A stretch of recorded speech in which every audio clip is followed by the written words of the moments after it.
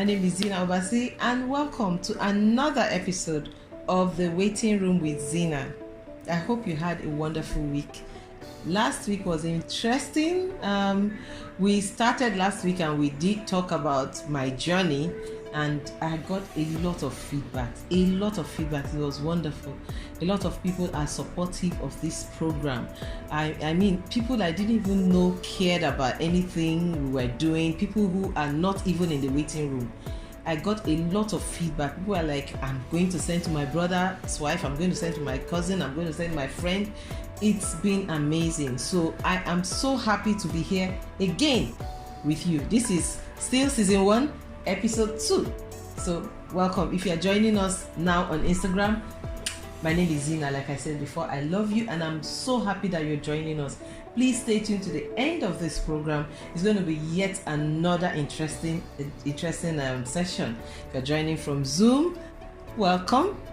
I am here for you and I'm so happy that you're making out this time to spend with us. I pray that network people will not come, network winch will not come and spoil this time that we're about to spend now. If you're joining on Facebook, welcome.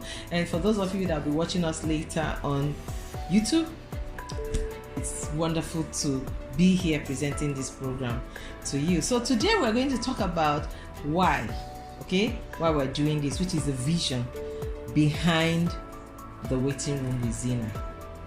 Why do I even care? I always tell you people that I have a lot of cameras flashing in front of me and most of them are live. So I'm going to be stealing glances at each and every one of them. So please feel included. Even if I'm not facing you, feel included. We are here for you. At the end of the day, you would just, would have had a nice time. Just listen to what we have to say and be part of this amazing program. Like I said earlier on, the topic today is the vision. Why? Why do you care, Zyna, to do this? I mean, you were waiting, but now you have your own child. So why do you even care? Okay, so there's that voice in my head saying that this is the next level for what I need to do. Before I got to this point, like I said last week, I kept getting that signal from God that I needed to write a book about my waiting experience. I had interacted with other people who were waiting at the time. I was still waiting, some of them, and I got to learn a lot of things. And I also learned a lot of things from my experience, because when I started listening, after that encounter I had, I told you people that God asked me, what if I don't give you a child? Am I not going to be God anymore for you? Won't I be enough? So that kind of helped me to my brain got rewired, so it was kind of a recalibration of my whole mental whatever. I started thinking about the whole thing from a different perspective and a different point of view. And when I started thinking like that, a lot of lessons started coming to me and I started noting them down. At that point, all I kept hearing was that I needed to write and document what I was, the lessons that I was learning. Little did I know that all those lessons that were coming, and as I was writing them down, they were healing me. I started getting, healed. If you are waiting and if you have waited, sometimes I know if you interact with me, even when I didn't have my child, you wouldn't know that I was still waiting. Some of them did not understand that. How is it easy for you? Like last week, one of the feedbacks I got was from a friend of mine, a dear friend in Lagos. He sent me a message. He said, how is it possible that you are talking about these things that are so deep and you talk about them as if they are nothing? They don't mean anything. They just are, very easy for you to talk about. And I told him that those waiting days and waiting years, I was healing. It got to a point where I made peace with the whole fact that, okay, now you don't have children. You will have someday, but don't kill yourself about it. Don't give yourself that heartache. Just, keep pushing and keep believing. So when I got to that point, I started thinking like that. I stopped, having that. It took a lot of healing for me to get to that point. and the healing I'm talking about were those things that I was the signals that I was receiving, the lessons I was learning. I was jotting them down before the time for the book. Before I even started writing the book, I had jotted down a lot of points, and those were the things that I started writing about. So anytime I would go there, I write about something, whatever topic comes to me, I write about it, and I would learn the lesson from it. And that was how I got, to the point where I could share a lot of things easily and freely. So it doesn't happen in a day. So if for you, you're just beginning to think this way and look at it, don't condemn yourself and don't feel bad. Don't let it feel like you haven't done enough. You will get there. It's a process. It will take you some time, but trust me, you will get there. As long as you are walking according to how God is leading you, particularly on your journey. So the points that I jotted came into this amazing book that you see here, that we wrote and published in 2018. If you haven't gotten this Zyna's Waiting Room, get it. It's on Bambooks and it's also on Amazon. So you can get a hard copy also by just saying something on Instagram now. You can DM us, you can write and ask for a copy. Somebody will reach out to you and get you the information you need, how to get a copy of this book. Trust me, it's worth that reading. I mean, it will not take you up to 2 hours to finish it. It's just a small book, but it helped me a lot, and I have gotten a lot of feedback from people who have bought and read it, whom also confirmed to me that it helped them. After the book, then my baby came. Before my baby came, after this book, the next assignment was I should start, opening my mind to writing another book. I don't even know. I didn't know how. I just felt that I needed to write another book. But that would be after the baby came. And then she came. But this other aspect of the waiting room with Zyna, the whole waiting experience, Zyna's Waiting Room, started coming to my mind. And I started feeling led to talk to people about it. Talk to people who are going through the waiting experience, share my own point of view, get them to read the book, get them in a community where we can talk. We have been talking about it since last week. There is a Telegram chat room, and if you check the invites to this program, for those of you that received the invites, just go to that Telegram chat room. If you want to be a part of that community, click and join the Telegram chat room. We want to just do more than talking here on a weekly basis. We also want to know what's happening, see how we can be of better help to you, because trust me, this movement is not stopping now. It's here to stay, because we already have a lot of testimonies from people who are getting blessed just 1 week. A lot of people are getting blessed. So we are not about shutting it down anytime soon. We are here for you. So if you are in the waiting room and you want to join the community, click on that Telegram chat room and join us. Like I said, today's topic, we're talking about the why, the vision behind the whole of this movement that we just started. Why are we doing it? We are doing it, number one, for support. The waiting room is a lonely journey. A lot of people who have waited, some of them got their children, but if they tell you they were alone, they felt alone. That's one journey, that you are even in a marriage as a woman or as a man, and you are with your spouse, but you still feel alone sometimes in that moment, especially for women in that moment, because most times it's not ideal, but most times it is women that go through this more. I have a woman that told me about 2 months ago that in her case, she's been waiting for about 12 years or so. Her husband has given her an ultimatum that at the end of this year, if she doesn't have children, he's going to get married to another woman, or he's going to have a child outside and bring home, or something like that. He just told her. Now, if you are in that woman's shoes, are you not alone?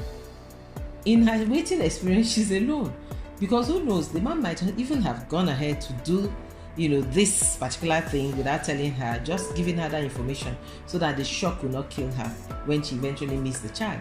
For him to tell her that, I believe somehow he may already have gone ahead. So in that woman's case, she's alone. In some cases, I've come across people whose in-laws will come to the house and move their things. It's still happening till tomorrow. Move the lady's things out of. Nobody ever did it to a man. Nobody would try it.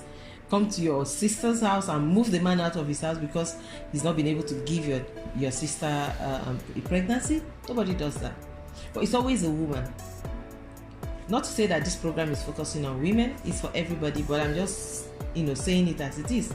Most times people come into a relationship, and when there's a wait, nobody looks at the man. It's just everybody's eyes are on the woman. Sometimes it's the men that are the problem, or that have the problem rather. They are not the problem, but they are the ones that have the problem. But as a family, you want to solve it together. But if it is the woman, everybody gets, in most cases, people just get on her case and all of that. They'll come to the house, pack her things and want to send her away. They'll call her all kinds of names. They'll call her witch. They'll call her so many things. If you're a woman and you're doing this to another woman, your case is even worse. And if you're a man, they are doing this to your wife, and you're sitting down there watching, it's a bad case. You need to stop. You need to change. It is so discouraging. I always ask people, when people are waiting, who is most affected by the wait? The two people involved. If the two people involved are the husband and the wife, are the most affected, why are you drinking Panadol for somebody else's headache? Why would you come to somebody's house and start moving them out of the house? So that's why we are starting this program. Part of the reasons we're doing it actually is to grant people the opportunity to have a place where they can see. This waiting thing is tough. You find yourself in church, it's like they are there looking for you. They are looking for your trouble.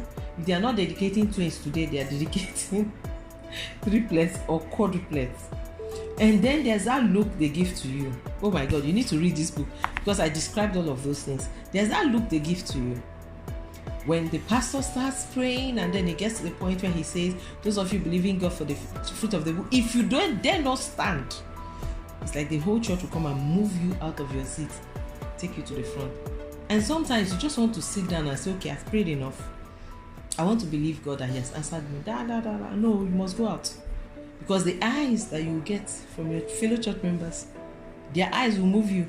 And if you do not go out, in my own case, one day I said I'm not going out. I didn't go out. You know what happened? At the end of the day, some very holy brothers and sisters started coming to congratulate me. The waiting experience is not easy. It's tough. They came to congratulate me because for me not to go out, that means I've carried belly. So, sis, it has happened. Praise the Lord. It has not happened yet. Oh, why didn't you go out? So you begin to explain. It's a lonely place. Everybody seems to, even when you go to your own family programs, you are alone. Am I lying? Women, please, you are watching live. If you are waiting and these things I'm saying, they are true, please, can you put thumbs up or just put some comments down there? I want other people to understand that it's not just me. What I'm saying is how it is. Please type it in the comment section. It is not easy. When you are waiting, you are alone. You go to school with your friend because their children are graduating. Everybody is there. You are alone. You're alone in church. You go to the house. Your sisters have children. Your brothers have children. You are alone. They may sympathize, but they do not understand what you're going through. So the reason for this community and this program is so that you will have a place where we understand you. You understand us. We know where you're coming from. We speak the same language. You need that. Some of you are even going through a lot of pressures in your matrimonial homes while waiting. That's the worst kind of it. I had a story about a pastor's wife whose mom and sisters would come every time, every now and then. They'll come to the house and move her things. They will throw them down from upstairs down, and everybody in the compound would just be observing what's going on. They'll push her out of her husband's house. She will come out crying. Then she will call a friend. They will come and pick her, and she'll probably stay in her friend's house until her husband gets back from work. and then he'll try to pacify his mom and all of that. A pastor. He couldn't put his foot down. He couldn't ask his mom and sisters to leave. He would just go and pet her, pacify her, and tell her to not worry, they will soon go back. Then when they go back, these people were living in Port Harcourt at the time. When they returned back to the West, where they were living, she would come back home. And it was, how is she not alone in a situation like that? So we need support. You need support from people who are waiting or have waited, that will be there with you. People who speak the same language as you do concerning this waiting period. We need each other, first of all. Because if you are not in a good place mentally, it will be very difficult for you to even process what you're going through, not to talk of getting results. Then, number 2 reason why we're doing this, the aim and the vision behind this, is for information. Information is very key. See, so many people are waiting because of information. For lack of information, a lot of people are waiting. Yes, so we are all waiting, but how are you waiting? Why are you waiting? Have you found out if your own is just few medications that you need to take to correct your hormonal imbalance? It will shock you to know that so many people are waiting. They've never been to the doctor. I interacted with a young couple the other time. That was last year. A couple, they've been married for 6 years. And I asked them, what was the problem? They said they were waiting. I said, yes, but who certified you a waiting person? Have you been to the hospital? No. I said, so how did you come about waiting? They said they still are waiting now. Nothing has entered. But you haven't been to any hospital? They said no. I said, no. That's not how to go about waiting. You have to go to the hospital. A doctor needs to see you. A gynecologist needs to see you. They need to examine you, examine your husband, examine both of you, and know if there are infections, if there is hormonal imbalance, if there is weak sperm count, or low sperm count, or no sperm count at all. If there's a problem with the womb, if there's a problem with the eggs, if there's a problem with the hormones. Sometimes it's even a small problem of miscalculation. I talked about it last week. It might just be a problem of miscalculation of the ovulation period. Some women ovulate only one day. It takes a doctor to help you calculate and know the day that you fire and it will happen. But you're sitting at home, you're waiting. So you need information, and the reason for this program is so that we can bring information down to you. At least know what to do. By the time we tell you, go see a doctor, now you've heard, go see a doctor. Find out why your own waiting is happening to you. Just because your sister is waiting or your friend is waiting and their reasons are so and so, that has nothing to do with you. You cannot say because my sister is waiting because of she had an abortion, then you too you are waiting. Even if you had an abortion yourself, how does that affect waiting? It is not the same. There are so many reasons why people are waiting. So find out yours and know what to do about it. Start from the doctors. Apart from that, there are information on how to go about the wait, how to end it. There are so many things that are happening now. Somebody talked to me about surrogacy the other day, and she was like, if we had known about this earlier on, we would have ended this waiting journey before now. And that's the truth, because so many people did not even know that they could end the journey by going through surrogacy. If you don't know that there's anything called surrogacy, how would you go about it? That's another reason why this program is here. Because we intend to, over time, bring you all this information. Also bring you professionals who will come here and talk to us about these things so that we will know what to do. Then there's the third reason, to address stereotypes. Oh my God. See, so many people in the waiting room, they are there because they have allowed other people to live in their heads. I'm going to repeat that. So many people are waiting. So many couples are waiting. Why? Because they've allowed other people where they their own, you've allowed them to live in your head. You see this phrase, is it sentence, or what do I call it? What will people say? It has stopped a lot of things from happening for people. What will people say? If I adopt, what will people say? If I do surrogacy, what will people say? If I go and do IVF, what will people say? I've even heard, the one that shocks me is when I hear full-grown adult people.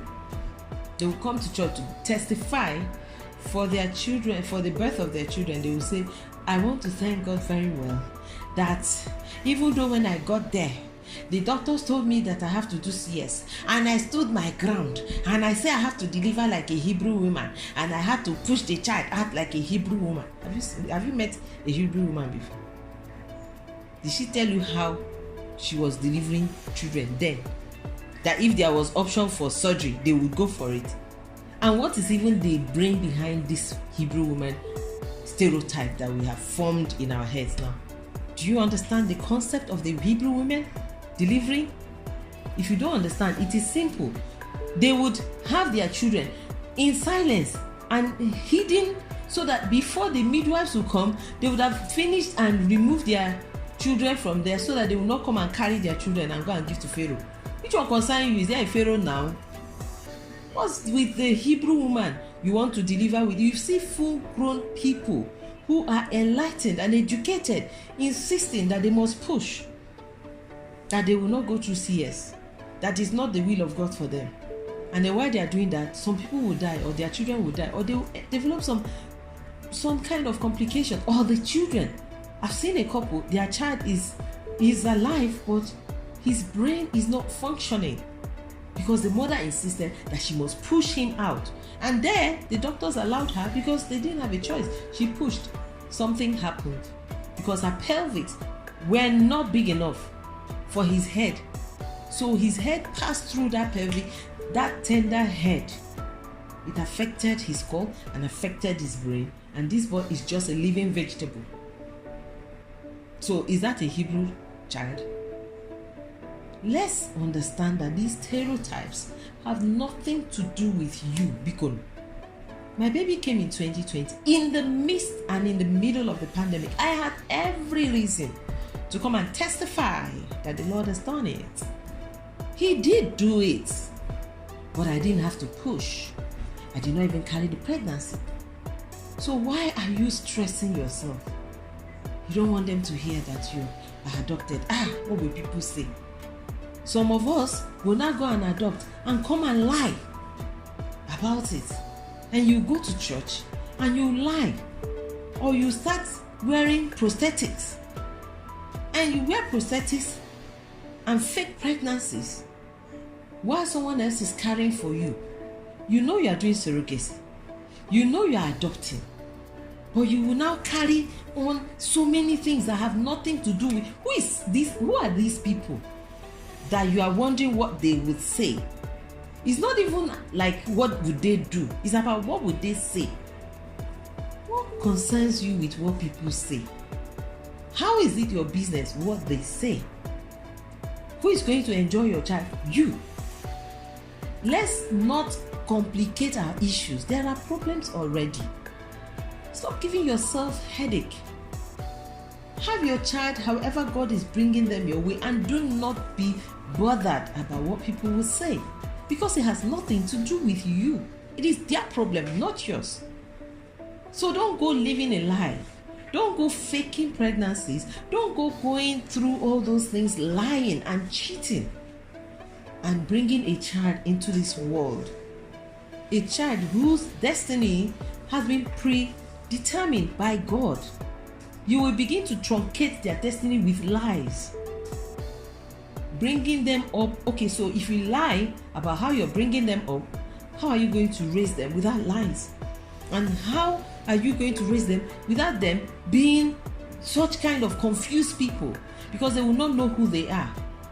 Because they already have sold lies into their life from beginning. So the program is to kill all of these stereotypes. Even if you don't get to kill it, kill it in your own mind. You don't owe nobody anything. You do not owe them any explanation. Work hard, make money, take care of your children. However God gives them to you, it is God that giveth children. God gives children to those whom He wants to give children, because children are a gift from Him to us. So when you receive that gift, you better take care of that gift. You better watch what you say about that gift and what you do with that gift, because their destinies are very, like a tender plant that's been given to you. Your job is to nurture and not to destroy their destinies. So don't build lies into their lives. Don't build deception into their lives yet. Let them grow up the way God has raised them. You have no business with anybody who does not understand what adoption means. That's their problem. You don't have to explain. I say it every time that my baby was adopted. You won't come and start asking me questions. What's your problem? I won't even care to answer you, because my child is my child, and I did it the proper way. Because there's a proper way to do it and there's a wrong way to do it. So you do it the proper way. And when you are done, focus on how to raise your children. You would be shocked to know that people really don't think about you as much as you think they are. People have issues. There's a lot of problem on earth. They will not leave all their issues to concentrate on yours. They have theirs too. So you focus on yours and let them focus on theirs. Stop bugging yourself, giving yourself a heart attack over what people would say. Because trust me, they don't care what you say. So you shouldn't care about what they say. So that's why we have brought you this program. From next week, we're going into another topic. What is the next topic? I can't remember, but we're going to share it in the next, I think we have it written somewhere. Don't worry, we'll share it in the comment section after the program. And when we are sending you invite for next week, we're going to discuss another interesting topic. And from all of us here that are behind camera and myself, we'll be bringing you weekly interesting topics, things that would be educative, things that would be very, very enlightening, and things that would shake the stereotype. We will shake the foundation of that stereotype until we actually destroy it, because we need to destroy that stereotypical thing that people are carrying in their minds. Please have your children however God brings them to you. It is not your job to decide how. And however He gives them to you, be proud of it. Be proud of Him. Be proud of your children. Be happy that He has even chosen you to bring another life up. That is a very big commission. When you receive that mandate, treat it like it is, because it's very important. You have a young life in your hands to raise to become a better person for the next generation. So do that job that He has given you. Do not worry about those who do not understand, because the assignment was not theirs in the first place, it's yours. So until we see you again in another episode of The Waiting Room with Zyna, from me to you, good night. Thank you. My name remains Zyna. And like I said, children are a gift from God, and He gives them to whoever He wishes. So when He gives you, treat them as one. They are gifts. Love you. Bye.